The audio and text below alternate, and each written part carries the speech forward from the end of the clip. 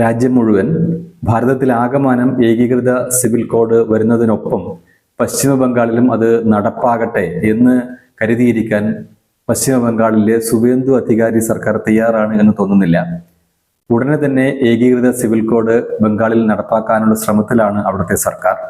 അതിനുള്ള പ്രവർത്തനങ്ങൾ ഏറെ മുന്നോട്ട് പോയി എന്നും വൈകാതെ തന്നെ ഇത് സംബന്ധിച്ച ബില്ല് നിയമസഭയിൽ അവതരിപ്പിക്കപ്പെടും എന്നുമാണ് പ്രതീക്ഷിക്കുന്നത്. ഇത് ബില്ല് പാസ്സാക്കുന്നതിനുള്ള സാഹചര്യം ഇപ്പോൾ പശ്ചിമ ബംഗാൾ നിയമസഭയിൽ NDAക്ക് അല്ലെങ്കിൽ BJPക്കുണ്ട്. അതിനപ്പുറം അത് പാസ്സാക്കപ്പെടുന്നതോടുകൂടെ യാതൊരു തടസ്സവുമില്ലാതെ ഗവർണറുടെ ഭാഗത്തു നിന്നുള്ള അംഗീകാരം കിട്ടും. ബംഗാൾ ഗവർണർ ശ്രീ RN രവി നമുക്കറിയാം കേന്ദ്ര സർക്കാരുമായി അതുപോലെ തന്നെ സംസ്ഥാന സർക്കാരുമായി നല്ല ബന്ധം നിലനിർത്തുന്ന ഒരു ഗവർണറാണ്, ശക്തനായ ഗവർണറാണ് RN രവി. അതുകൊണ്ട് തന്നെ നിയമസഭ എപ്പോൾ ഈ ബില്ല് പാസ്സാക്കുന്നുവോ, ഏക സിവിൽ കോഡ് സംബന്ധിച്ച ബിൽ പാസ്സാക്കുന്നുവോ അപ്പോൾ തന്നെ ഗവർണറുടെ അംഗീകാരം കിട്ടും, ഗവർണർ ഒപ്പിടും. തുടർന്ന് സർക്കാർ സംവിധാനം എണ്ണയിട്ട യന്ത്രം പോലെ പ്രവർത്തിക്കുന്ന ഒരു സാഹചര്യം ഉണ്ടാകും. ഉദ്യോഗസ്ഥ സംവിധാനം ഈ സിവിൽ കോഡ് നടപ്പാക്കുന്നതിനുള്ള നിയമങ്ങൾ, ചട്ടങ്ങൾ, വ്യവസ്ഥകളൊക്കെ എത്രയും പെട്ടെന്ന് രൂപീകരിക്കുകയും അങ്ങനെ വൈകാതെ തന്നെ ബംഗാളിൽ ഏകീകൃത civil code, uniform civil code നടപ്പാകും എന്ന നിലയിലാണ് കാര്യങ്ങളുടെ പോക്ക്.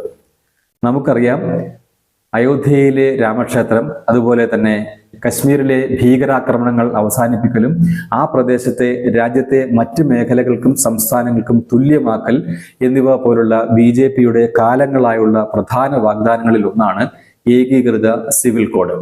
എന്നാൽ ഇത് നടപ്പാക്കാൻ, ദേശീയ തലത്തിൽ നടപ്പാക്കാൻ സാധിക്കാതെ പോകുന്ന കാരണങ്ങളിൽ പ്രധാനം പാർലമെന്റിൽ BJP നയിക്കുന്ന മുന്നണിയായ NDAക്ക് ആവശ്യത്തിന് ഭൂരിപക്ഷമില്ല എന്നതാണ്. ഇതിൽ രാജ്യസഭയിൽ ആവശ്യത്തിന് ഭൂരിപക്ഷമില്ലാത്തതാണ് ഭരണമുന്നണി നേരിടുന്ന ഏറ്റവും വലിയ കീറാമുട്ടി. കോൺഗ്രസ് മോദി സർക്കാരിന്റെ ഒരു പ്രധാന നയവുമായും സഹകരിക്കാറില്ല. തങ്ങളുടെ സഹകരണത്തോടെ രാഷ്ട്രത്തെ വളർച്ചയിലേക്കോ അല്ലെങ്കിൽ മാറ്റത്തിലേക്കോ നയിക്കാമെന്ന് പ്രതീക്ഷിക്കേണ്ട എന്ന സന്ദേശമാണ്, നിലപാടാണ് കഴിഞ്ഞ 12 വർഷമായി കോൺഗ്രസ് തുടർന്നു വരുന്നത്. ഭരണമുന്നണിയെ സദാ പ്രകോപിപ്പിക്കാനും അടിസ്ഥാനരഹിതമായ ആരോപണങ്ങൾ ഉന്നയിച്ചുകൊണ്ട് ശ്രദ്ധ തിരിക്കാനും മാത്രമാണ് കോൺഗ്രസിന്റെ നേതാവായ രാഹുൽ ഗാന്ധി എല്ലായ്പ്പോഴും ശ്രമിച്ചു വരുന്നത്. എന്നാൽ ദേശീയ രാഷ്ട്രീയത്തിൽ ഇപ്പോൾ പ്രകടമാകുന്ന, സംഭവിച്ചു കൊണ്ടിരിക്കുന്ന ചില മാറ്റങ്ങൾ മോദി സർക്കാരിനെ സംബന്ധിച്ചിടത്തോളം വളരെയധികം പ്രതീക്ഷ പകരുന്നതാണ്. ബംഗാളിലും അതുപോലെ തന്നെ മഹാരാഷ്ട്രയിലും ഡൽഹിയിലും ഒക്കെയുള്ള പ്രാദേശിക രാഷ്ട്രീയ കക്ഷികളിൽ നിന്ന് നേതാക്കളും MP-മാരും MLA-മാരും MLC-മാരും അല്ലെങ്കിൽ പഞ്ചായത്തുകളിലെ ജനപ്രതിനിധികളുമൊക്കെ വലിയ തോതിൽ BJPയിൽ ചേരുന്നത് രാജ്യസഭയിലും NDAക്ക് അനുകൂലമായ സാഹചര്യം ഉണ്ടാക്കും എന്നാണ് പ്രതീക്ഷിക്കപ്പെടുന്നത്. കാര്യങ്ങൾ അനുകൂലമായാൽ ഭാരതത്തിൽ ഏകീകൃത സിവിൽ കോഡ്, ദേശീയ തലത്തിൽ ഏകീകൃത സിവിൽ കോഡ് നടപ്പാക്കുക എന്നതിലേക്ക് BJP അടിയന്തര തീരുമാനം കൈക്കൊണ്ടുകൊണ്ട് പ്രവർത്തിക്കും എന്ന് പ്രതീക്ഷിക്കുകയും ചെയ്യാം. പ്രത്യേകിച്ച് അയോധ്യ, കശ്മീർ പോലുള്ള പ്രശ്നങ്ങൾ പരിഹരിച്ച സാഹചര്യത്തിൽ ഇനി ശ്രദ്ധിക്കേണ്ടത് യൂണിഫോം സിവിൽ കോഡിലാണ് താനും. ഏതായാലും രാജ്യത്താകമാനം ഏകീകൃത സിവിൽ കോഡ് വരിക എന്ന പദ്ധതിക്ക് കാത്തിരിക്കുന്നില്ല പശ്ചിമ ബംഗാൾ എന്നാണ് ഇപ്പോഴത്തെ റിപ്പോർട്ടുകൾ വെളിപ്പെടുത്തുന്നത്. ഉത്തരാഖണ്ഡ്, ഗുജറാത്ത്, അസം എന്നീ സംസ്ഥാനങ്ങൾക്ക് പുറമെ 4ാമത് സംസ്ഥാനമായി ഏകീകൃത സിവിൽ കോഡ് നടപ്പാക്കാൻ ബംഗാൾ ശ്രമിക്കുകയാണ്. അവിടുത്തെ മുഖ്യമന്ത്രി സുവേന്ദു അധികാരിയും അതുപോലെ തന്നെ അവിടുത്തെ NDA നേതൃത്വവും ഇതിനായിട്ടുള്ള സജീവമായ പ്രവർത്തനങ്ങൾ ആരംഭിച്ചു കഴിഞ്ഞു. നിയമനിർമ്മാണത്തിനും നിയമ ഭേദഗതിക്കുമൊക്കെ വേണ്ടത്ര ഭൂരിപക്ഷം പശ്ചിമ ബംഗാൾ നിയമസഭയിൽ BJPക്കുണ്ട് എന്ന് നേരത്തെ ചൂണ്ടിക്കാണിച്ചു. ആകെയുള്ള 293 നിയമസഭാ സീറ്റുകളിൽ 208 എണ്ണം പാർട്ടിയുടേതാണ്. മുഖ്യ പ്രതിപക്ഷമായ തൃണമൂൽ കോൺഗ്രസിനുള്ളതാകട്ടെ കേവലം 80 സീറ്റുകളാണ്. എന്നിരിക്കെ യൂണിഫോം സിവിൽ കോഡ് ബിൽ നിയമസഭയിൽ പാസാക്കിയെടുക്കാൻ ബംഗാൾ സർക്കാരിന് ഇപ്പോഴത്തെ സാഹചര്യത്തിൽ ഒരു ബുദ്ധിമുട്ടും തടസ്സവുമില്ല. രാഷ്ട്രീയ തീരുമാനം മാത്രമാണ് അതിന് ആവശ്യമായിട്ടുള്ളത്. നിയമസഭാ തെരഞ്ഞെടുപ്പിന് മുൻപ് തന്നെ ജനങ്ങൾ വിജയിപ്പിച്ചാൽ യൂണിഫോം സിവിൽ കോഡ് നടപ്പാക്കും എന്ന വാഗ്ദാനം BJP നൽകിയിരുന്നു. കേന്ദ്ര ആഭ്യന്തരമന്ത്രി അമിത്ഷായെ പോലുള്ള മുതിർന്ന നേതാക്കൾ തന്നെ നേരിട്ടെത്തി തിരഞ്ഞെടുപ്പ് പ്രചരണ യോഗങ്ങളിൽ ഈ വാഗ്ദാനം അല്ലെങ്കിൽ ഇത്തരത്തിലൊരു പ്രഖ്യാപനം നടത്തുകയും ചെയ്തിരുന്നു. ഈ പരിഷ്കാരത്തോട് ബംഗാൾ ജനതയ്ക്ക് വലിയ പ്രതീക്ഷയുണ്ട്, അല്ലെങ്കിൽ ഇതിൽ ബംഗാൾ ജനതയ്ക്ക് വലിയ താല്പര്യമുണ്ട് എന്നായിരുന്നു BJPയുടെ നിരീക്ഷണം. മാധ്യമങ്ങളുടെ നിരീക്ഷണവും അങ്ങനെ തന്നെയായിരുന്നു. ബംഗ്ലാദേശിൽ നിന്ന് നുഴഞ്ഞു കയറി എത്തുന്നവർ ഏറ്റവും തലവേദന സൃഷ്ടിക്കുന്ന സംസ്ഥാനമാണ് പശ്ചിമ ബംഗാൾ.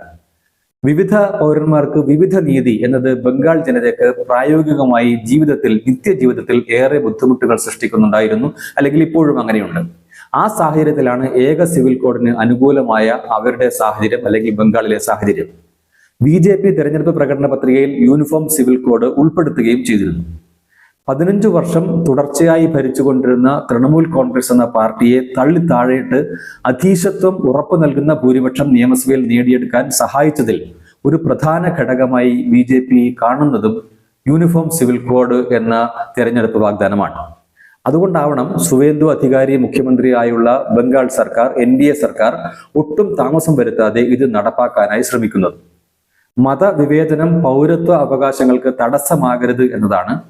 അതുപോലെ മതവിശ്വാസങ്ങൾക്കനുസരിച്ച് പൗരന്മാരെ വ്യത്യസ്ത തട്ടുകളിലാക്കി തിരിക്കുന്ന സാഹചര്യം ഉണ്ടാകരുത് എന്നതാണ്. രാഷ്ട്രത്തിന് പൊതു സാമൂഹിക ജീവിതക്രമങ്ങൾ വേണം എന്നതാണ്. ഒരു മതത്തിൽ വിശ്വസിക്കുന്നയാൾക്ക് മറ്റൊരു മതത്തിൽ വിശ്വസിക്കുന്നയാളെ അപേക്ഷിച്ച് അമിതമായ പരിഗണനയോ അതുപോലെ തന്നെ കുറഞ്ഞ പരിഗണനയോ ലഭിക്കുന്ന സാഹചര്യം ഉണ്ടാകരുത് എന്നതാണ് ഉയരുന്ന ജനകീയ ആവശ്യം. ഈ പറഞ്ഞ സങ്കീർണമായ പ്രശ്നങ്ങൾക്കുള്ള ഏക പരിഹാരം അല്ലെങ്കിൽ ഒരേ ഒരു പരിഹാരം ആണ് ഏക സിവിൽ കോഡ്. പിൻപറ്റുന്ന മതം ഏതായിരുന്നാലും വിവാഹം, വിവാഹമോചനം, സ്വത്തവകാശം, പിന്തുടർച്ചാവകാശം തുടങ്ങിയ പ്രധാന കാര്യങ്ങളിൽ പൊതു നിയമം യാഥാർത്ഥ്യമാവുകയാണ് യൂണിഫോം സിവിൽ കോഡിലൂടെ ഭാരതത്തിൽ സംഭവിക്കുക. BJP നേതൃത്വം നേരത്തെ തന്നെ വെളിപ്പെടുത്തിയിട്ടുണ്ട് എന്തൊക്കെയാണ് പാർട്ടി നേരിടുന്ന ബുദ്ധിമുട്ടുകൾ, ദേശീയ തലത്തിൽ ഭരണവുമായി ബന്ധപ്പെട്ട് നേരിടുന്ന പ്രതിസന്ധികൾ എന്തൊക്കെയാണ് എന്ന് BJP കേന്ദ്ര നേതൃത്വം അതുപോലെ തന്നെ സംസ്ഥാന ഘടകങ്ങൾ അതുപോലെ മുതിർന്ന നേതാക്കന്മാർ ആവർത്തിച്ച് വ്യക്തമാക്കാറുള്ളതാണ്. ഇതിലൊന്ന് നിയമ സംവിധാനത്തിൽ, നിയമനിർമ്മാണ സഭകളിൽ പാർട്ടിക്ക് അല്ലെങ്കിൽ പാർട്ടി നയിക്കുന്ന മുന്നണിക്ക് വേണ്ടത്ര ഭൂരിപക്ഷം ഇല്ല എന്നുള്ളതാണ്. ഇതാണ് ഇപ്പോൾ പാർലമെന്റിലെ സാഹചര്യത്തിൽ പ്രകടമാകുന്നത്. ചില സംസ്ഥാന നിയമസഭകളിലും ഈ പ്രശ്നമുണ്ട്. കാരണം മുന്നണി സർക്കാർ അല്ലെങ്കിൽ പ്രതിപക്ഷ സർക്കാർ ഒക്കെ ഭരിക്കുന്ന, പ്രതിപക്ഷ പാർട്ടികൾ നയിക്കുന്ന സർക്കാർ ഒക്കെ ഭരിക്കുന്ന സംസ്ഥാനങ്ങളിൽ ഈ ബുദ്ധിമുട്ട് BJP അല്ലെങ്കിൽ NDA നേരിടുന്നുണ്ട്. കേന്ദ്ര സർക്കാരുമായി സഹകരിച്ച് പ്രവർത്തിക്കാൻ ഇത്തരം സംസ്ഥാനങ്ങളിലെ സർക്കാരുകൾ തയ്യാറാകുന്നില്ല. മുന്നണി സർക്കാരാണെങ്കിൽ അവിടെയുള്ള മുന്നണിയിൽപ്പെട്ട മറ്റു പാർട്ടികൾക്കുള്ള രാഷ്ട്രീയ താല്പര്യം അല്ലെങ്കിൽ പ്രാദേശിക താല്പര്യം ഒക്കെ പരിഗണിക്കേണ്ടി വരുന്നു. ഇത്തരത്തിലുള്ള പല പ്രതിസന്ധികൾക്കിടയിലാണ് BJP മുന്നോട്ട് പോകുന്നത് എന്ന് BJPയുടെ നേതൃത്വം തന്നെ പലതവണ വെളിപ്പെടുത്തിയിട്ടുള്ളതാണ്. ഇത് തെരഞ്ഞെടുപ്പ് ശേഷം ഉണ്ടാകുന്നതോ അല്ലെങ്കിൽ തെരഞ്ഞെടുപ്പിന് മുൻപുണ്ടാകുന്നതോ ആയ ഭരണ സംവിധാനത്തിൽ കഴിഞ്ഞ 12 വർഷമായി കേന്ദ്ര സർക്കാരിലും അതുപോലെ തന്നെ സംസ്ഥാനങ്ങളിലും കൈക്കൊള്ളേണ്ടി വരുന്ന തെരഞ്ഞെടുപ്പ് സംബന്ധിച്ച വാഗ്ദാനങ്ങൾ തിരഞ്ഞെടുപ്പ് കഴിഞ്ഞ് ഭരണത്തിലെത്തുമ്പോൾ വിവിധ കാര്യങ്ങൾ നടപ്പാക്കുന്നതിൽ നേരിടുന്ന പ്രതിസന്ധികൾ, പാളിച്ചകൾ ഒക്കെ ഇതിൽ നിന്ന് നമുക്ക് വ്യക്തമാകുന്നതുമുണ്ട്. ഇതിനപ്പുറത്തേക്ക് മറ്റൊരു പ്രശ്നം, ഭരണം കയ്യിൽ എത്തിയാൽ പോലും അല്ലെങ്കിൽ ഭരണം പിടിച്ചെടുക്കാൻ സാധിച്ചാൽ പോലും അല്ലെങ്കിൽ തിരഞ്ഞെടുപ്പുകൾ ജയിക്കാൻ സാധിച്ചാൽ പോലും പലപ്പോഴും ഉദ്യോഗസ്ഥ സംവിധാനം സർക്കാരിനനുസരിച്ച് പ്രവർത്തിക്കുന്നില്ല. അല്ലെങ്കിൽ സർക്കാരിന്റെ നയ തീരുമാനങ്ങൾ നടപ്പാക്കാൻ, നിയമനിർമ്മാണം നടത്താൻ, നിയമം നടപ്പിലാക്കാൻ ഉദ്യോഗസ്ഥ സംവിധാനം പലപ്പോഴും തയ്യാറാകുന്നില്ല എന്നതാണ്. ഇതിന് കാരണം പലപ്പോഴും ദേശീയ തലത്തിൽ പറയുന്ന ഒരു കാര്യം, കേന്ദ്രത്തിൽ ഭരിക്കുന്നത് BJP ആണെങ്കിലും BJPയോട് രാഷ്ട്രീയ എതിർപ്പുള്ള മേഖലകളിൽ നിന്ന് വരുന്ന ഉദ്യോഗസ്ഥ സംവിധാനം ശക്തമാണ്. അത്തരം ഉദ്യോഗസ്ഥ സംവിധാനത്തിന് അതിന് വിധേയത്വമുള്ളത് ഇടതുപക്ഷത്തോടാണ് അല്ലെങ്കിൽ കോൺഗ്രസിനോടാണ് അല്ലെങ്കിൽ ലക്കും ലഗാനുമില്ലാതെ ഇടയ്ക്കിടെ രംഗത്തെത്തുന്ന ആക്ടിവിസ്റ്റുകളോടാണ്, സ്ഥാപിത താല്പര്യം വെച്ചു പുലർത്തുന്നവരോടാണ്. ദേശീയ താല്പര്യമല്ല അവർക്കുള്ളത്, രാഷ്ട്രത്തിന്റെ നല്ല ഭാവി എന്ന ലക്ഷ്യമല്ല അവർക്കുള്ളത്. അങ്ങനെ പ്രവർത്തിക്കുന്ന ഉദ്യോഗസ്ഥ സംവിധാനം എന്ന് വിളിക്കപ്പെടുന്ന സിസ്റ്റം, ആ സിസ്റ്റം സർക്കാരുകളുടെ പ്രവർത്തനങ്ങളെ മുന്നോട്ട് കൊണ്ടുപോകുന്നതിന് തടസ്സമാകുന്നു അല്ലെങ്കിൽ സർക്കാരിന്റെ ലക്ഷ്യത്തിന് എതിരെ പ്രവർത്തിക്കുന്നു എന്ന സാഹചര്യം BJP നേതൃത്വം അല്ലെങ്കിൽ ഭരണ നേതൃത്വം പലപ്പോഴും ചൂണ്ടിക്കാണിക്കാറുണ്ട്. ഇത്തരത്തിലുള്ള പ്രതിസന്ധികളൊക്കെ നിലനിൽക്കുന്നത് കൊണ്ടാണ് പല നിയമങ്ങളും നടപ്പാക്കാൻ സാധിക്കാത്തത്. അതേ പ്രതിസന്ധി ദേശീയ തലത്തിൽ ഏകീകൃത സിവിൽ കോഡ് സംബന്ധിച്ച് ഇപ്പോഴുണ്ട്. അത് കൂടുതൽ രാഷ്ട്രീയമാണ്. നേരത്തെ സൂചിപ്പിച്ചതുപോലെ പാർലമെന്റിൽ, അത് ലോക്സഭയിലും രാജ്യസഭയിലും ഇത് സംബന്ധിച്ച ബിൽ പാസാക്കി എടുക്കുന്നതിനുള്ള തടസ്സം, ചില ബില്ലുകൾ പാസാക്കുന്ന കാര്യത്തിൽ പ്രതിപക്ഷ കക്ഷികൾ, കോൺഗ്രസ് ഇതര പ്രതിപക്ഷ കക്ഷികൾ, പ്രാദേശിക കക്ഷികളൊക്കെ ചില സാഹചര്യങ്ങളിൽ പിന്തുണച്ചിട്ടുണ്ട്. പക്ഷെ എല്ലാ വിഷയങ്ങളിലും ഇത്തരത്തിലുള്ള പിന്തുണ ഇത്തരം കക്ഷികളിൽ നിന്ന് പ്രതീക്ഷിക്കാൻ സാധിക്കില്ല. എന്ന് മാത്രമല്ല, ഇന്ത്യ സഖ്യം അത് ശക്തിപ്പെടുത്താൻ കോൺഗ്രസ് ശ്രമിക്കുമ്പോൾ അല്ലെങ്കിൽ കോൺഗ്രസ് പോലുള്ള പാർട്ടികൾ ശ്രമിക്കുമ്പോൾ സ്വാഭാവികമായിട്ടും ചെറുകിട കക്ഷികൾ ആ സഖ്യത്തിനൊപ്പം നിൽക്കുന്ന കക്ഷികൾക്ക് NDA തീരുമാനത്തിനൊപ്പം നിൽക്കാൻ, പ്രത്യേകിച്ച് പാർലമെന്റിലൊക്കെ അത്തരം നിലപാടുകൾ എടുക്കുന്നതിന് തടസ്സമുണ്ട്. ഏതായാലും മാറിയ സാഹചര്യത്തിൽ ഘടകകക്ഷികൾ പലതും, അത് തൃണമൂൽ കോൺഗ്രസ് ആയാലും ആം ആദ്മി പാർട്ടി ആയാലും അതുപോലെ തന്നെ മഹാരാഷ്ട്രയിൽ ഇപ്പോൾ ഉദ്ധവ് താക്കറെയുടെ പാർട്ടി ആയാലും ഒക്കെ അതിലൊക്കെയുള്ള ജനപ്രതിനിധികൾ മാറി ചിന്തിക്കുന്നു എന്ന സാഹചര്യം, നേതാക്കന്മാർ മാറി ചിന്തിക്കുന്നു എന്ന സാഹചര്യം സ്വാഭാവികമായിട്ടും ഒരു കേന്ദ്ര സർക്കാരിന് അനുകൂലമായ സാഹചര്യം സൃഷ്ടിക്കുന്നുണ്ട്. ഫലത്തിൽ ഇത് നയിക്കുക ഒന്നുകൂടി ശക്തമായ രാഷ്ട്രീയ സ്ഥിരതയിലേക്കാണ്. അതിൽ നിന്ന് രാഷ്ട്രത്തിന്റെ വളർച്ചയ്ക്ക് അനുകൂലമായ ഏറെ തീരുമാനങ്ങൾ ഉണ്ടാകും, ഭരണപരമായ തീരുമാനങ്ങൾ ഉണ്ടാകും, നയപരമായ തീരുമാനങ്ങൾ ഉണ്ടാകും, നിയമനിർമ്മാണം ഉണ്ടാകും എന്നൊക്കെ അത്തരം നിയമങ്ങൾ നടപ്പാക്കുന്ന സാഹചര്യം ഉണ്ടാകും. അതിന്റെ ഗുണഫലം രാഷ്ട്രത്തിന് ലഭിക്കുന്ന സാഹചര്യം ഉണ്ടാകുമെന്നാണ് പ്രതീക്ഷിക്കാൻ സാധിക്കുക. എന്തായാലും രാഷ്ട്രീയ സ്ഥിരത വർദ്ധിക്കുന്നത് നമുക്കറിയാം. മറ്റ് മേഖലകളെ, വ്യവസായം പോലുള്ള മേഖലകളെ, വാണിജ്യം പോലുള്ള മേഖലകളെ, ഓഹരി വിപണിയെ ഒക്കെ ശക്തമാക്കും. അതിനപ്പുറത്തേക്ക് അന്തർദേശീയ തലത്തിൽ ഭാരതത്തിന് മെച്ചപ്പെട്ട ഒരു പ്രതിച്ഛായ ലഭിക്കുന്ന സാഹചര്യവും ഉണ്ടാകും. ഈ സാഹചര്യത്തിലേക്കുള്ള നീക്കം ഇപ്പോൾ നടക്കുന്നു എന്നുള്ളത് പ്രതീക്ഷ പകരുന്നതാണ്. അതേസമയം സംസ്ഥാന സർക്കാരുകൾ നേരത്തെ ചൂണ്ടിക്കാണിച്ചതുപോലെ 3 സംസ്ഥാനങ്ങൾക്ക് പിറകെ ഉത്തരാഖണ്ഡ്, അസം, ഗുജറാത്ത് എന്നീ സംസ്ഥാനങ്ങൾക്ക് ശേഷം 4ാമത് സംസ്ഥാനമായി പശ്ചിമ ബംഗാളിൽ ഏതായാലും ഏകീകൃത സിവിൽ കോഡ് നടപ്പാക്കപ്പെടാൻ പോവുകയാണ്.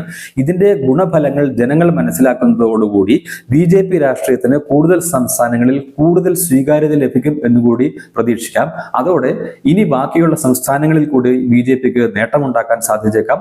മറ്റൊന്ന്, മുന്നണി ഭരണ സംവിധാനത്തിൽ BJP NDA സർക്കാർ ഭരിക്കുന്ന സംസ്ഥാനങ്ങളിലും BJPക്ക് കൂടുതൽ നേട്ടം ലഭിക്കുന്ന ഒരു സാഹചര്യം ഇതിലൂടെ ഉണ്ടാകുമെന്നാണ് ഇപ്പോൾ കണക്കാക്കാൻ സാധിക്കുക.